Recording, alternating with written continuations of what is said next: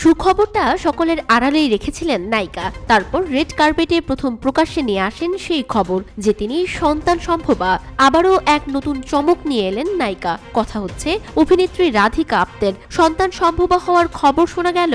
তার সন্তান জন্মানোর খবর কাউকে জানাননি অভিনেত্রী, অবশেষে সুখবর দিলেন, তাও একেবারে অন্যভাবে। একটি ছবি পোস্ট করেছেন তিনি, যেখানে দেখা যাচ্ছে বাড়িতে বসে ল্যাপটপে কাজ করছেন নায়িকা।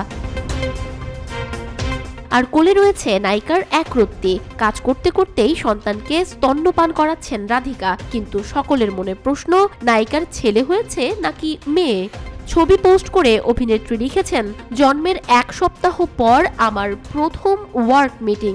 খুদেকে স্তন্যপান করাতে করাতে সেই সঙ্গে লিখেও দিয়েছেন আমার মেয়ে, অর্থাৎ কন্যা সন্তানের মা হয়েছেন রাধিকা।